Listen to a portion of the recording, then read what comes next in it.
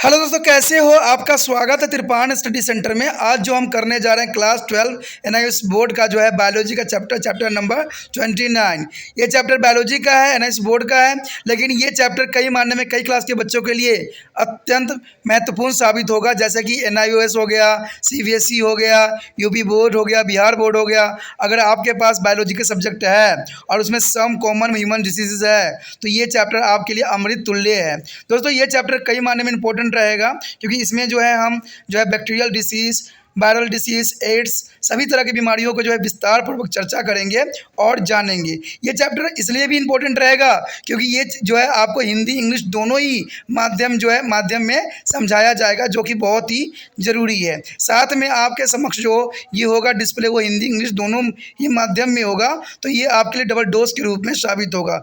लेकिन ये सारी बीमारी करने से पहले एक बात जो मैं हमेशा कहता हूँ, जिसको आपको सोचना भी चाहिए, विचार भी करना चाहिए और अमल भी करना चाहिए, वो ये है कि जब भी वीडियो देखिए पूरा देखिए, क्योंकि अधूरा जानकारी सदैव खतरनाक होता है। साथ में एक इंपॉर्टेंट बात ये भी रहता है, अगर आप पहली बार वीडियो देख रहे हो तो लाइक शेयर सब्सक्राइब करना मत भूलना, क्योंकि दोस्तों लाइक कीजिएगा तो बनाने वाले का मनोबल बढ़ता है, सब्सक्राइब कीजिएगा तो इससे ये होता है कि जब भी मैं कोई वीडियो डालूंगा उसका नोटिफिकेशन आपको समय रहते मिल जाएगा। और देखिए, शेयर का मतलब ये होता है कि आपके थ्रू ना जाने किन बच्चों को हेल्प मिल जाए, ये आप भी नहीं जानोगे, इसलिए जो है आप शेयर जरूर करो, ठीक है। व्हाट्सएप स्टेटस पे भी लगाओ। दोस्तों, एनआईएस सेंटर जो है कई मानने में बहुत से बच्चों के लिए हेल्पफुल है, चाहे वो 8th क्लास हो, 9th 10th 11th 12th हो, चाहे वो एनआईएस बोर्ड के बच्चे हों, ठीक है, चाहे बीए एमए के बच्चे हो, सभी क्लासों के लिए कुछ ना कुछ जो है त्रिपाण सेंटर में उपलब्ध है। तो इसलिए आपके लिए ज़रूरी है कि आप सब्सक्राइब करके इसको चैनल को जो है सेव कर लो, नहीं तो बाद में अगर रिसर्च करोगे तो शायद आपको ये चैनल प्राप्त ना हो। तो इसलिए सोचना नहीं, विचार नहीं करना है, सब्सक्राइब करके जो है अपने पास सेव करना है। दोस्तों, ये तो बात था आपके लिए, लेकिन आप देखते हैं हमारा आज टॉपिक क्या है। तो our next topic is some important term of remember. Here's most important for the biology student. There are first here a pathogen. The pathogen means to the living organism which is causing a disease. There is a parasite on the organism which get a food and shelter from a host. And there are host, the living body on the inside which a disease producing organism take a shelter.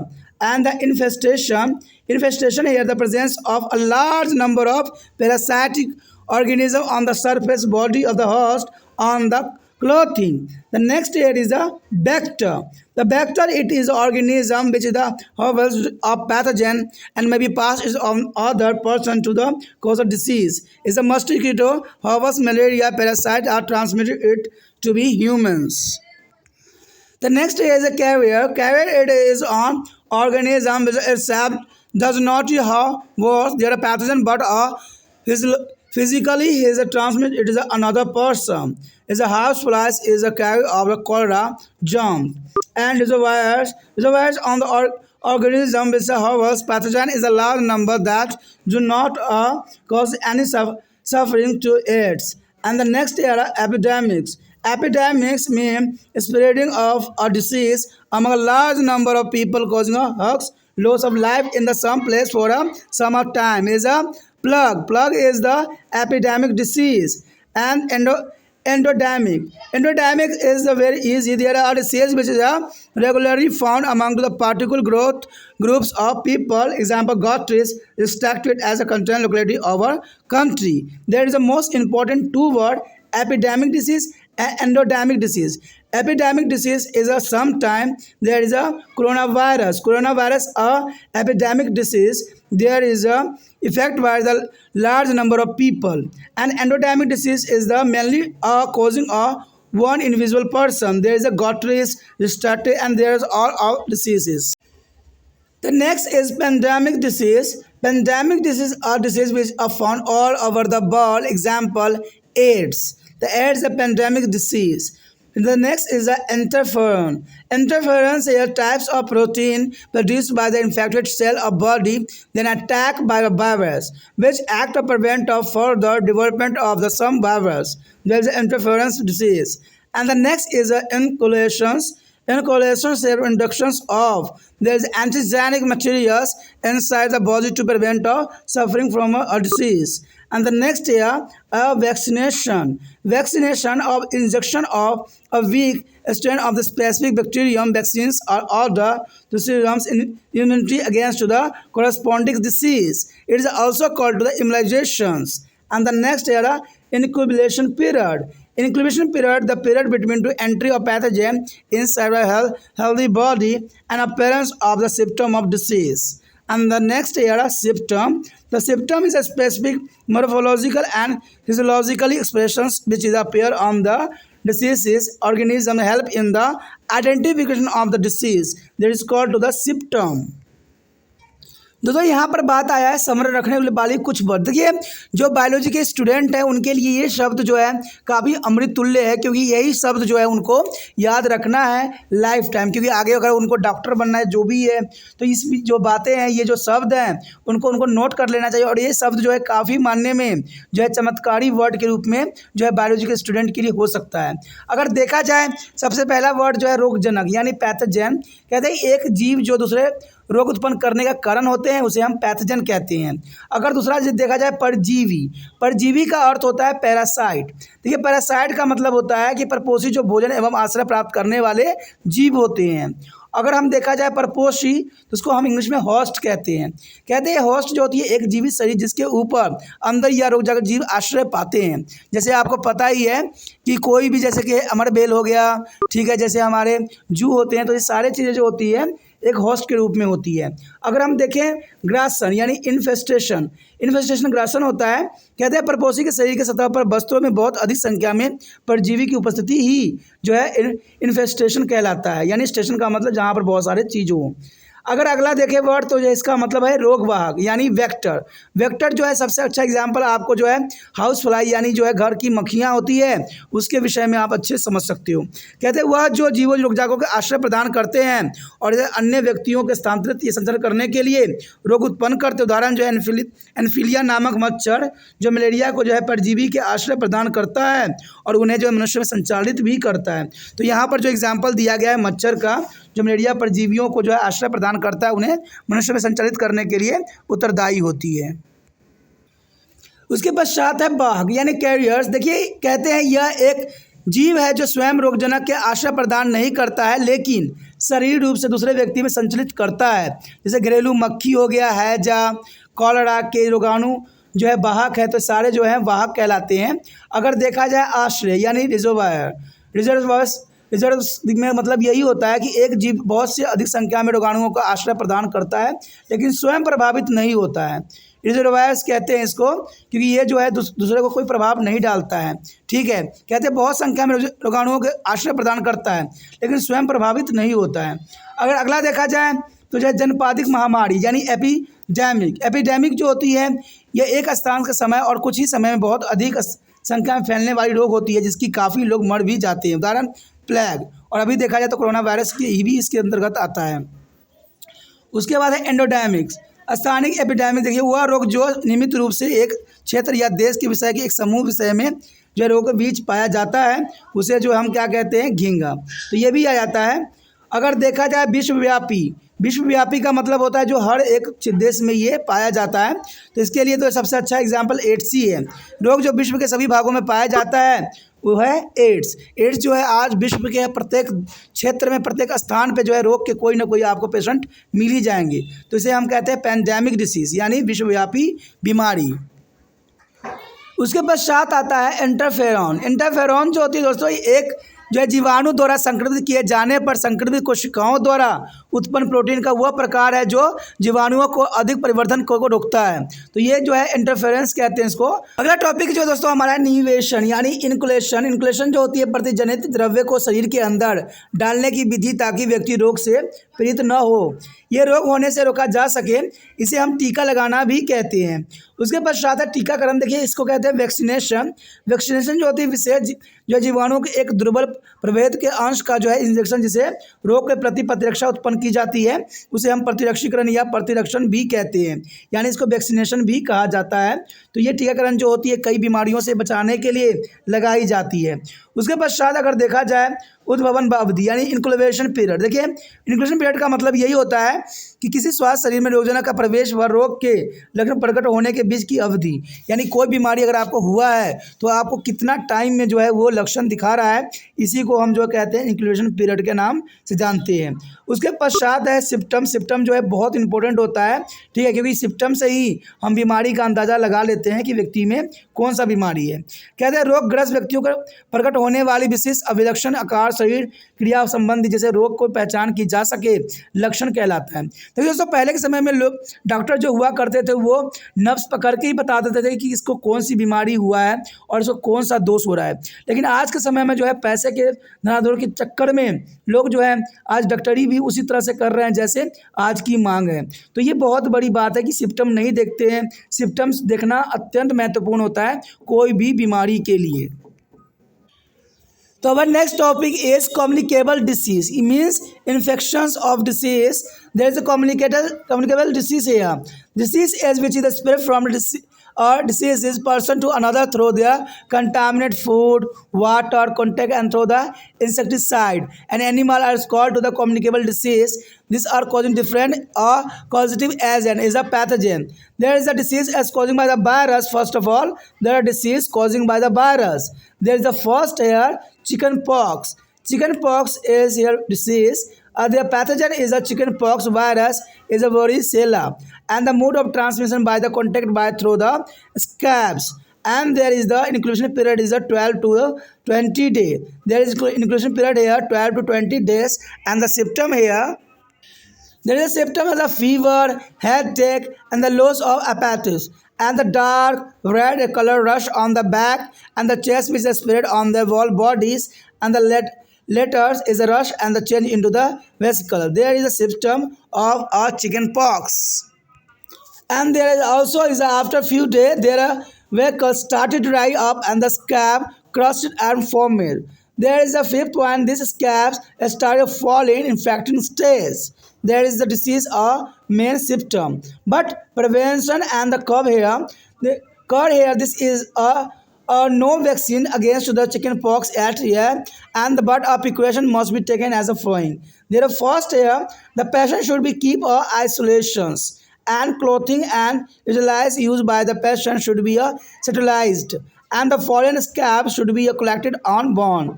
And one attack of chickenpox give a lifelong immunity to be person recover from this disease. There is a most important feature here. The one-time attack of chickenpox giving a lifetime long life immunity to be a person to recover for this disease. जो हमारा जो chapter आया है, topic आया है, वो है संचारीय रोग। देखिए संचारीय रोग जो होती है संक्रमण रोग के नाम से जाना जाता है और इसको हम कम्युनिकेबल डिसीज़ कहते हैं। कहते हैं ऐसे रोग जो एक जो है रोगग्रस्त व्यक्ति जो दूसरे स्वास्थ्य व्यक्ति में दूषित भोजन, जल या संपर्क या कीटनाशकों, जानवर आदि के कारण फैलता है, उसे हम संचारीय रोग कहलाता है। ये विभिन्न कारकों द्वारा फैलते हैं, तो ये जो है इसे हम कम्युनिकेबल डिसीज़ भी कहते हैं। अगर देखा जाए तो सबसे पहले हमारा आता है विषाणु द्वारा उत्पन्न किए जाने वाले रोग। तो इसमें सबसे पहले तो आता है चिकन पॉक्स, जिसे हम छोटी माता के नाम से भी जानते हैं। इसका रोगजनक होती है छोटी माता विषाणु जो होता है वोरसीला होता है। वेरसीला जो होती है बीमारी का मेन रोगजनक होता है। अगर बात देखा जाए संचय रोग के तरीके, तो ये जो होता है संपर्क, खुरान, पपड़ी द्वारा जो है ये होती है, ये संचारी रोग होता है। अगर हम उद्भवन यानी अवधि देखें तो ये जो है 12 से 20 दिन तक भी इंसानी शरीर में अब जो है इंक्लूशन पीरियड देखा जा सकता है। अगर लक्षण की बात करें तो इसमें जो सबसे इंपॉर्टेंट होता है ज्वर आती है, सिर दर्द होता है, दूर हर्ष होता है यानी भूख न लगना, इसके मुख्य लक्षण में से आते हैं। अगर देखा जाए पीठ व छाती से गहरे लाल रंग के दाने पित्तक जो पूरे शरीर में फैल जाते हैं, बाद में ये दाने पुटिकाएँ एक प्रकार का छोटा फोफला में बदल जाता है। तो ये बीमारी के मुख्य लक्षण आपको देख सकते हो। अगर देखा जाए कुछ दिनों तक ये जो है फोफले सूखने लग जाते हैं और जो खुरप यानी पपड़ी बन जाती है। तो छोटी माता की वजह से तो बहुत सी बीमार हो जाते हैं। कई बार तो आइज़ के जो साइन है वो भी ख़त्म हो जाता है, यानी आँख अंधा भी हो जाता है।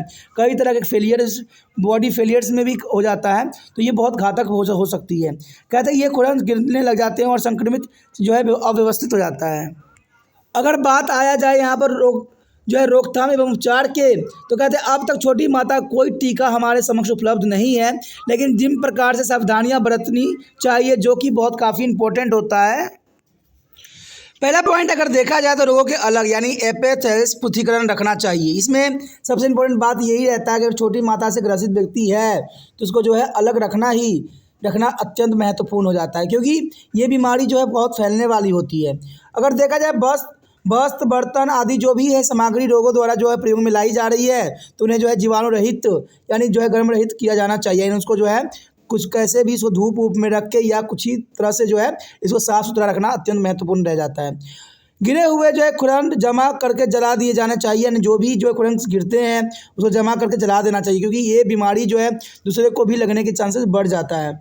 छोटी मात्रा को एक संक्रमित और परिणाम स्वरूप इस रोग को ठीक हो जाने वाला व्यक्तियों में इस रोग के प्रति जीवाणु प्रतिरक्षा क्षमता बन जाती है। देखिए दोस्तों, यहाँ पर एक ही बात बताई गई है कि मान लीजिए अगर जीवन में किसी को अगर छोटी माता हुई है या बड़ी माता हुई है तो इसका मतलब है कि उनको जीवन काल में कभी भी नहीं होगा, क्योंकि एक बार हो जाने के बाद जो है हमारे शरीर में ये प्रतिरक्षा तंत्र के रूप में कार्य करने लग जाते हैं। यानी एक बार हो जाने के बाद दोबारा आपको नहीं होगा। कहते हैं ये बात भी देखा गया है कि कहीं कहीं एक्सेप्शनल केस होता है जहाँ पर 2 बार भी ये बीमारी हो जाती है, तो इसमें कन्फ्यूजन होने की ज़रूरत नहीं है, क्योंकि आपको ये बात सच्चाई है कि एक बार अगर आपको हो जाए तो ये लाइफ टाइम जो है इसके प्रति ह्यूमन सिस्टम जो है विकसित हो जाती है। जब भी ये बीमारी हमारे बॉडी पे अटैक करती है तो इसके जो है जो इंपॉर्टेंट ह्यूमन सिस्टम होती है उस पर अटैक करके जो है उस बीमारी को नष्ट कर देती है। तो ये काफ़ी इंपॉर्टेंट बात यहाँ पर रहती है। Their next disease is a measles. The measles is a pathogen, is a virus, is a rubella. Rubella is a pathogen virus. The mode of transmission is by the air. And there is incubation period here 3 to 5 days. There are 3 to 5 days is the incubation period, and there is symptom here a common cold. The first symptom here is a common cold, and second is appearance of small white patches in mouth and throat, and there is a third is appearance of the rashes on the body. There is the next prevention and the cure here. The patient should be a keep isolations, and the cleanliness should be a maintaining, and there is antibiotics check only the secondary infection which can easily recur. अगर यहाँ पर बात किया जाए खसरा यानी measles बीमारी की तो कहते हैं ये बीमारी जो होती है इसका रोग वाहक जो होती है वो विषाणु होती है, जिसको हम रुबेला नाम से भी जानते हैं। रुबेला जो होता है इसका विषाणु होती है, रोगजनक होता है, और ये जो संचरण की विधि होती है वायु के द्वारा फैलती है, यानी वायु के थ्रू जो है ये जो है खसरा बीमारी फैलती है। अगर देखा जाए इसको इंक्यूबेशन पीरियड यानी अवधि देखा जाए तो ये 3 से 5 दिन तक जो होता है इंसानों को परेशान करता है। अगर देखा जाए इसके लक्षण के रूप में तो ये जो है सर्दी जुकाम के रूप में जो है इंसानों में पाया जाता है, और ये जो होता है मुँह व गले में सफ़ेद छोटे छोटे चकत्ते बन जाते हैं, तो ये जो है लक्षण देखने को आपको मिल जाएगा।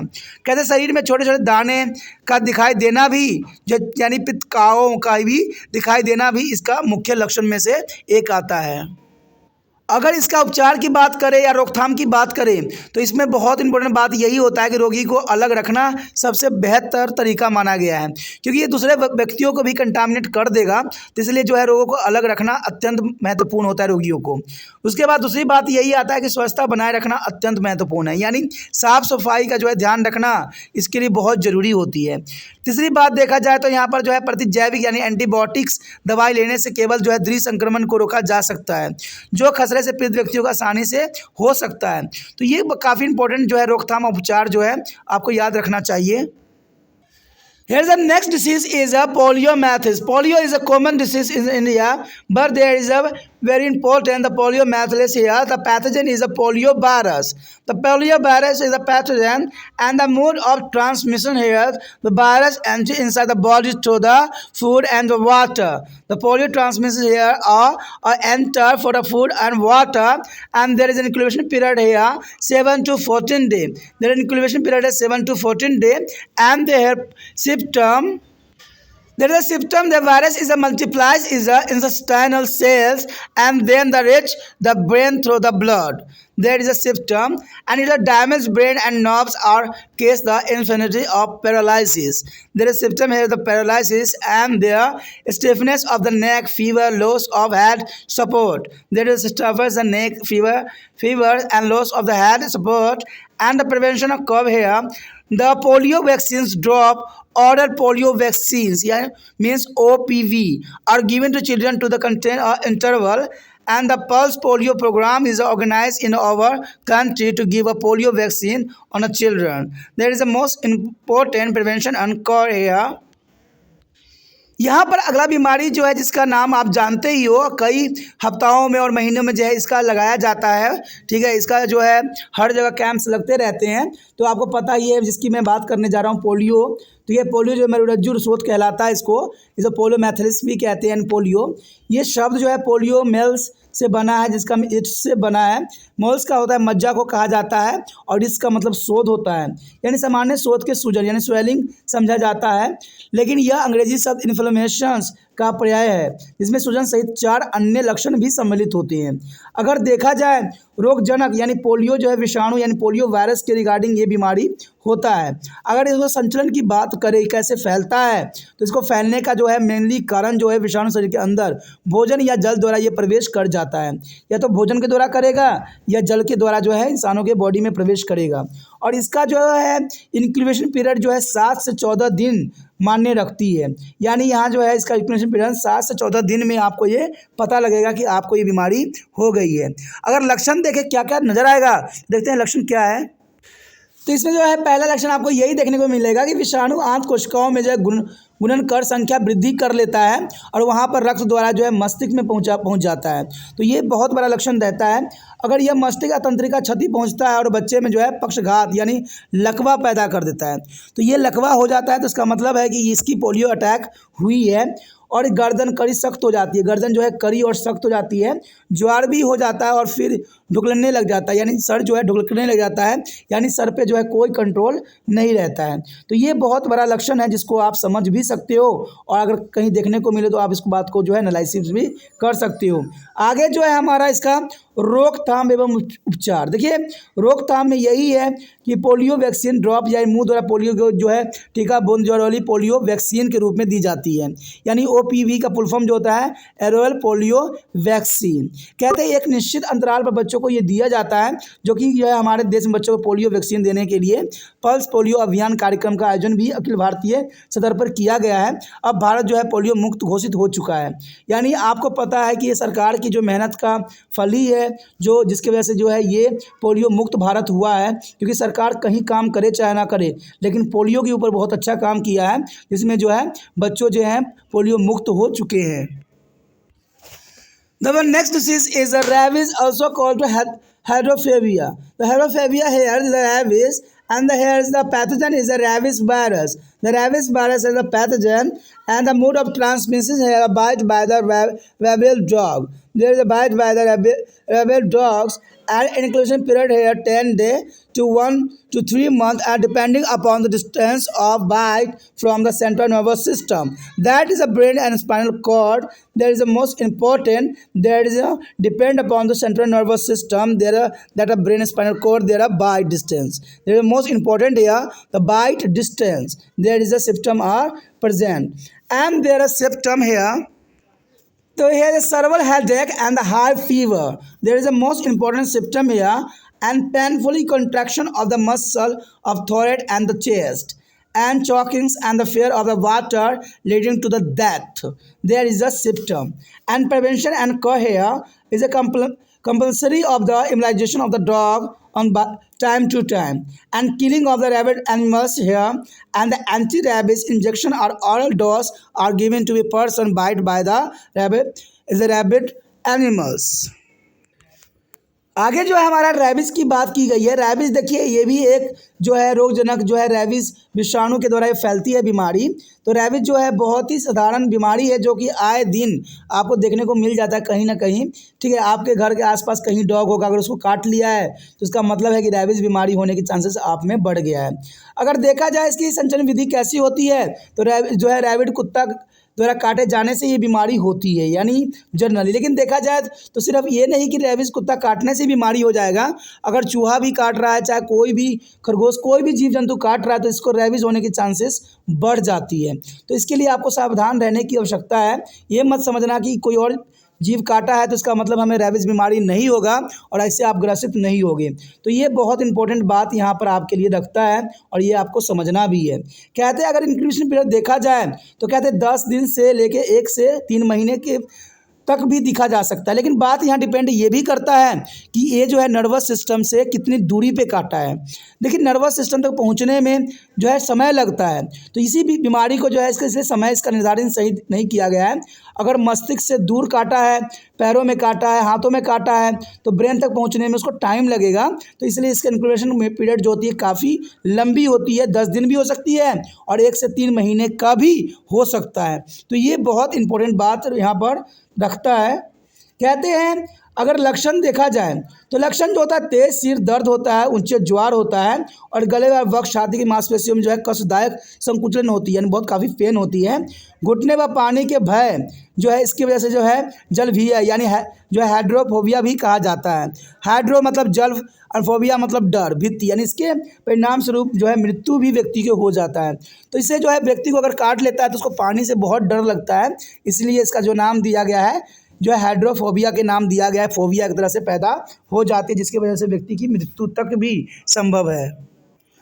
बात करें अगर रोकथाम एवं उपचार की तो बात इतनी सी रह जाती है कि कुत्ते का जो है अनिवार्य प्रतिरक्षीकरण करवाना चाहिए जैसे समय समय पे, ठीक है। रेबीज से ग्रस्त पशुओं को मार देना चाहिए, नहीं तो वो जो है दूसरे व्यक्ति को भी संक्रमित करने के लिए पूरा तड़पते रहते हैं।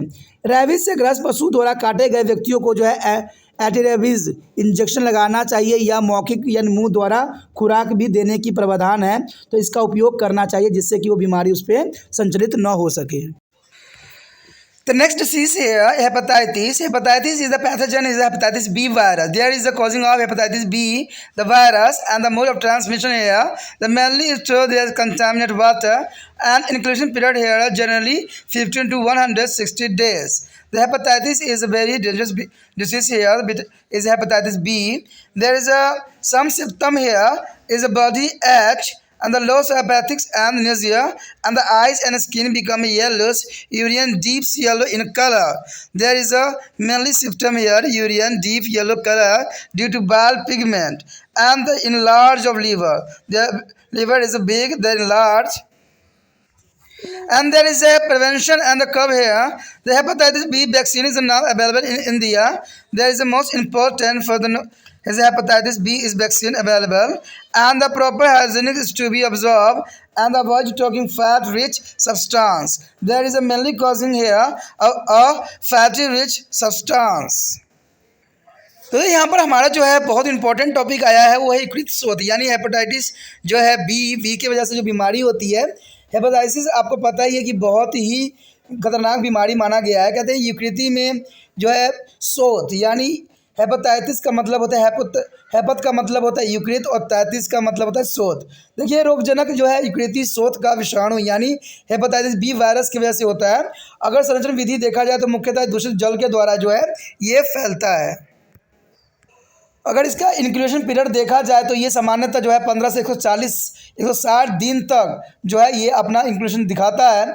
उसके बाद अगर लक्षण देखो तो इसमें सामान्य लक्षण देखने को मिलता है कि शरीर में दर्द रहेगा, यानी बॉडी एच रहेगी, भूख न लगना, उबकाऊ, मिचली आना, हमेशा मिचली आता रहेगा इस लक्षण में।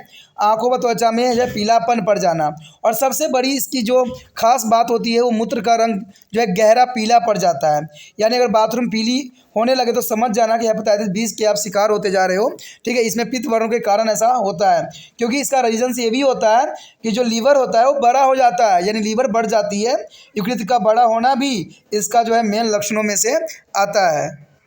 अगर हम इसकी बात करें रोकथाम एवं उपचार के लिए तो आपको पता है कि अच्छी बात यहाँ पर यही है कि हेपेटाइटिस जो है बी जो है वैक्सीन अब भारतवर्ष में उपलब्ध है। यानी हेपेटाइटिस बी जो है दोस्तों ये भारतवर्ष में जो है इसकी वैक्सीन उपलब्ध है, और जो अगर देखा जाए तो उचित स्वास्थ्य बनाए रखना भी इसके लिए अत्यंत महत्वपूर्ण है। अगर आप अच्छे स्वास्थ्य बनाए रखते हो तो ये होने के चांसेस बहुत कम रहता है। अगर देखा जाए तो अधिक जो है वसायुक्त भोजन का त्याग किया जाना ही इसका बचाव का सबसे बड़ा कारण बन सकता है। अगर आप वसायुक्त भोजन ग्रहण करते हो तो हो सकता है कि ये बीमारी आप में भी पनप रहा हो। The next topic is influenza. The influenza is commonly known as the flu. The flu is an illness caused by the virus that is infect the respiratory tract. And compared to common cold, influenza is a more severe illness. The cause of influenza is caused by the virus which is attack our bodies and cells and resulting in a various effect of depending on the strain of the virus. And whereas many strains of influenza virus, the virus is a mistake all the times a new variation strain arise. And this constant of changing enable their virus to be invaded the immune system of its host. And unfortunately, the immunity against one strain which is conferred by the exposure of immunization and does not be perfect against two other strain. A person infected with the influenza virus develops antibody against the virus. As the virus changes the antibodies against the virus do not recognize the changed virus. And the influenza can be cures of causing by the change in the maturity virus.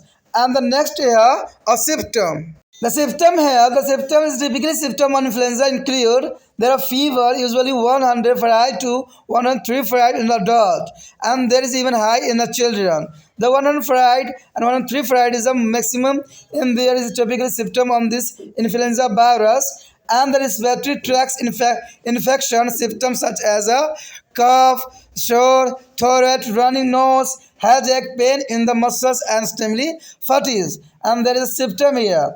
And this also says nausea is abnormality and diarrhea, and sometimes accompany on influenza is an infection, especially in the children. Gastrointestinal symptoms are very prominent, and the most people who get flu and recover to completely in a 1 to 2 weeks, but some people is develop serious and potentially life threatening is a complication such as a pneumonia. And here is a treatment and control. The much of the illness and death is caused by the influenza can be prevented by annual influenza vaccinations. And the influenza vaccination specifically is recommended from those who are the high risk of complication with the chronic disease of the heart, lung, and kidney, diabetes, or suffer from the anemia. Their treatment is also important here. The person suffering from influenza should be drinking plenty of fluids, take a symptom relief on paracetamol, aspirin, not with children under to the age of 16, and the ibuprofen and the recommended by their doctor.